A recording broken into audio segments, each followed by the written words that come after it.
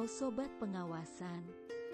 Namaku Cecil, aku adalah pegawai baru di perwakilan BPKP Provinsi Bangka Belitung. Sebagai seorang pegawai baru, aku dituntut untuk menjadi seseorang yang aktif, profesional, bertanggung jawab, dan terus belajar. Hari ini adalah hari pertamaku mendapatkan penugasan. Tugasnya melakukan penilaian risiko kecurangan atau fraud risk assessment. Aku senang sekali mendapatkan tugas, tapi aku juga sedih karena belum memahami mengenai FRA. Untungnya ada Mbak Lala, kenalin Sopwas, ini Mbak Lala, seniorku di kantor yang paling baik. Aku meminta bantuan untuk menjelaskan tentang penilaian risiko kecurangan. Yuk, kita sama-sama belajar mengenai penilaian risiko kecurangan. Stay tune. Sebelum kita masuk ke topik fraud risk assessment, kita harus tahu, apa itu fraud atau kecurangan? Fraud adalah sebuah perbuatan curang, yang melanggar hukum yang dilakukan secara sengaja, untuk mendapatkan keuntungan, dan sifatnya merugikan pihak lain bahkan keuangan perusahaan atau negara. Waduh, sangat tidak baik bukan? Lalu, kenapa sih, masih ada saja pihak yang melakukan fraud? Sini, Mbak Lala kasih tahu. Jadi, ada 3 faktor yang membuat seseorang melakukan fraud atau kecurangan. Yang pertama adalah pressure atau tekanan. Adanya tekanan seperti masalah keuangan, menggunakan obat-obatan terlarang, perjudian, akan membuat seseorang melakukan apa saja termasuk fraud. Yang kedua adalah rasionalisasi atau pembenaran. Bentuknya seperti sebuah alasan yang sengaja dibuat oleh pelaku fraud untuk membenarkan fraud yang dilakukan. Dan yang ketiga adalah peluang, seperti kata Bang Napi. Ingat, kejahatan bukan semata-mata karena ada niat dari pelakunya, tetapi juga karena ada kesempatan. Jadi sobat pengawas, waspadalah. Selanjutnya ada klasifikasi kecurangan atau fraud. Kecurangan terklasifikasi menjadi 3. Yang pertama adalah kecurangan laporan keuangan atau financial statement fraud. Kecurangan ini dilakukan oleh manajemen dalam bentuk salasaji material laporan keuangan yang dapat merugikan investor dan kreditor. Kecurangan ini dapat bersifat finansial dan non-finansial. Bersifat finansial, jika 1. Menyajikan aset atau pendapatan lebih tinggi dari yang sebenarnya atau aset or revenue overstatement. 2. Menyajikan aset atau pendapatan lebih rendah dari yang sebenarnya atau aset or revenue understatement. Sedangkan bersifat non-finansial, jika menyampaikan laporan non-finansial secara menyesatkan, lebih bagus dari keadaan yang sebenarnya, pemalsuan atau bahkan pemutarbalikan keadaan. Yang kedua adalah penyalahgunaan aset atau aset misappropriation. Penyalahgunaan aset dapat berupa kecurangan kas, kecurangan atas persediaan dan aset lainnya, serta pengeluaran biaya secara curang atau fraudulent disbursement. Dan klasifikasi yang terakhir, yaitu corruption atau korupsi. Korupsi adalah perbuatan melawan hukum dengan tujuan memperkaya diri sendiri, orang lain, atau korporasi yang dapat merugikan keuangan atau perekonomian negara. Ada 7 jenis atau bentuk korupsi yaitu 1. Kerugian keuangan negara. 2. Suap menyuap. 3. Penggelapan dalam jabatan. 4. Pemerasan. 5. Perbuatan curang. 6. Benturan kepentingan dalam pengadaan. 7. Gratifikasi. Risiko fraud dapat didefinisikan sebagai kerentanan sebuah organisasi dari kemungkinan terjadinya kecurangan. Risiko kecurangan dapat bersumber dari pihak internal maupun eksternal organisasi. Risiko kecurangan yang bersumber dari pihak eksternal biasanya muncul karena adanya kerjasama dari pihak internal dengan pihak eksternal. Oleh karena itu, risiko kecurangan harus dikelola dengan baik. Ada beberapa alasan mengapa kita perlu mengelola risiko kecurangan. Pertama, karena tidak ada pengendalian intern yang dapat menjamin bahwa fraud tidak akan terjadi.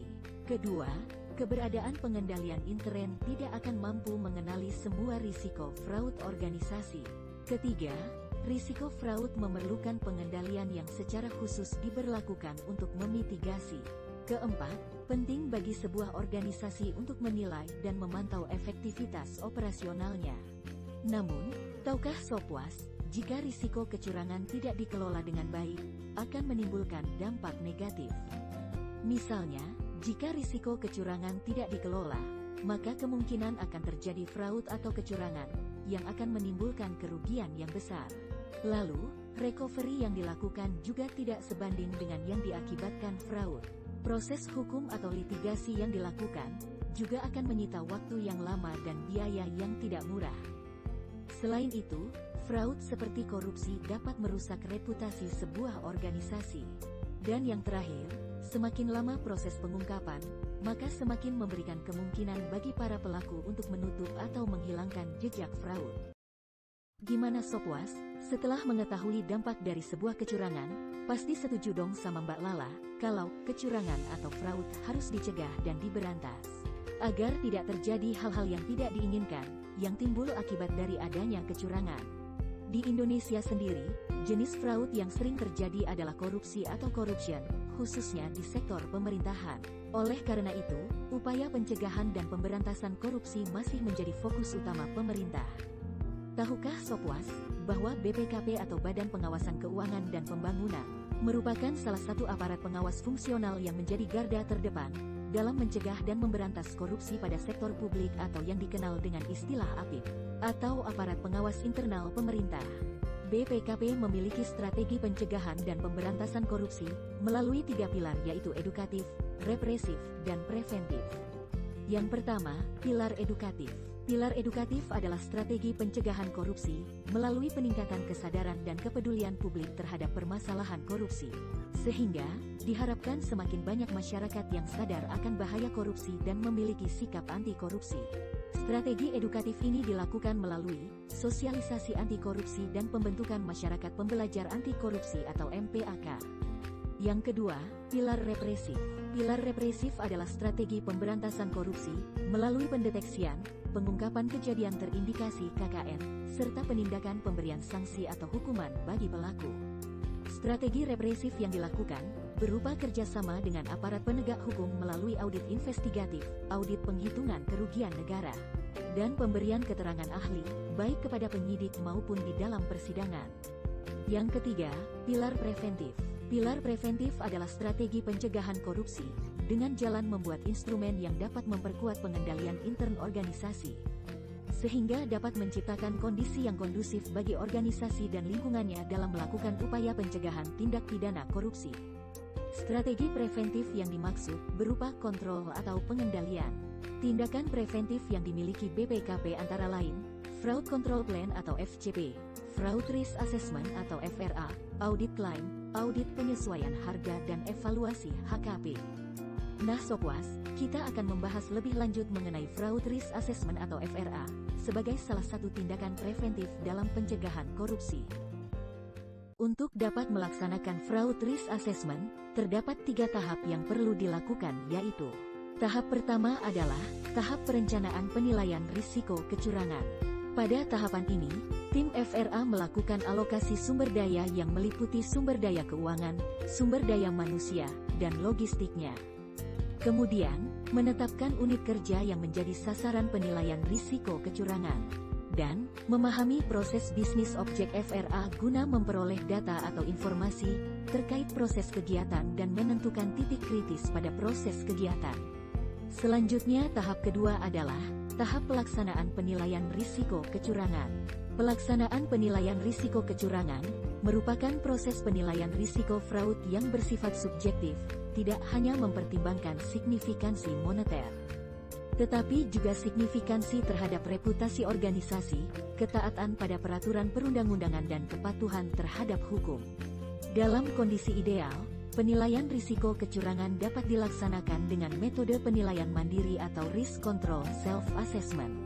Namun, dalam hal belum memungkinkan untuk dilaksanakan secara mandiri, penilaian risiko kecurangan dapat dilakukan melalui focus group discussion. Pada dasarnya, langkah-langkah penilaian risiko kecurangan dibagi menjadi 4 langkah yaitu sebagai berikut. Langkah pertama adalah mengidentifikasi risiko fraud. Langkah ini, pada dasarnya dilakukan untuk menjawab beberapa pertanyaan, seperti: Penyimpangan apa yang mungkin terjadi, dan bagaimana penyimpangan tersebut terjadi? Untuk dapat menjawab pertanyaan tersebut, auditor harus dapat memahami proses kegiatan yang akan dilakukan FRA, mengidentifikasi setiap aktivitas dalam proses kegiatan FRA, dan berpikir sebagaimana pelaku fraud. Kegiatan identifikasi risiko kecurangan ini akan menghasilkan daftar risiko kecurangan yang memuat informasi tentang peristiwa risiko, penyebab risiko, pemilik risiko, dan kegiatan pengendalian risiko. Langkah kedua adalah menganalisis risiko kecurangan. Langkah ini pada dasarnya dilakukan untuk menjawab beberapa pertanyaan, yaitu seberapa besar kemungkinan terjadinya penyimpangan, dan seberapa besar dampak yang diakibatkan. Aktivitas pada langkah analisis risiko ini meliputi 3 tahap, yaitu 1. Menilai kemungkinan keterjadian risiko kecurangan. 2. Menilai signifikansi dampak konsekuensi risiko kecurangan. Dan 3. Menetapkan tingkat atau status risiko kecurangan. Langkah ketiga, menilai efektivitas pengendalian anti kecurangan. Pengendalian yang dimaksud adalah pengendalian intern terpasang pada entitas penilaian. Pada langkah ini, auditor mengidentifikasi dan menilai pengendalian existing dan menilai seberapa mampu pengendalian existing itu dalam mencegah fraud teridentifikasi. Bagian yang penting dari menilai efektivitas pengendalian adalah, auditor harus memahami pengetahuan tentang fraud dan memiliki pengalaman dalam mengungkap adanya fraud. Dan langkah yang terakhir adalah, merespon risiko kecurangan. Langkah ini dimaksudkan untuk mengidentifikasi respon atau tindakan yang diperlukan untuk menangani risiko teridentifikasi, yaitu tindakan manajemen atas risiko teridentifikasi. Pada dasarnya, terdapat 4 pilihan penanganan suatu risiko fraud, yaitu respon pertama adalah dengan menghindari risiko. Menghindari risiko adalah perlakuan atas risiko dengan cara menghindari atau menghentikan suatu tindakan atau strategi yang dapat memicu timbulnya risiko tertentu. Respon kedua, mengurangi dampak risiko atau memitigasi risiko. Respon ini dilakukan dengan cara menambah pengendalian yang memungkinkan dampak pada tingkat yang minimal. Respon ketiga, memindahkan risiko atau transfer. Penanganan risiko jenis ini melibatkan pihak lain untuk ikut menanggung sebagian atau seluruh risiko. Pemindahan risiko tidak mengurangi probabilitas maupun dampak dari risiko. Yang dilakukan adalah memindahkan risiko dari organisasi ke pihak lain, tentunya dengan sejumlah imbalan tertentu. Teknik pemindahan risiko yang dapat diterapkan adalah asuransi dan kontrak, misalnya, kontrak lindung nilai. Respon keempat, menerima risiko atau accept. Respon ini dilakukan dengan cara menerima risiko tanpa menghindari, memitigasi atau mentransfer risiko. Biasanya terjadi karena batas risikonya masih dalam batas risiko yang ditoleransi. Tahap ketiga adalah tahap komunikasi dan pelaporan. Tahap ini merupakan tahap akhir dari proses penilaian risiko kecurangan. Pada prinsipnya, tahap komunikasi dan pelaporan berisi 3 hal, yaitu 1. Mengkomunikasikan hasil penilaian risiko berupa peta risiko fraud kepada stakeholder. 2. Merupakan bentuk pertanggungjawaban penugasan. 3. Bahan pemantauan dan evaluasi pelaksanaan kegiatan. Demikian video grafis mengenai pedoman penilaian risiko kecurangan atau fraud risk assessment. Semoga video ini dapat digunakan sebagai media sosialisasi dan pembelajaran di bidang investigasi. Sekian dan terima kasih, hehehe.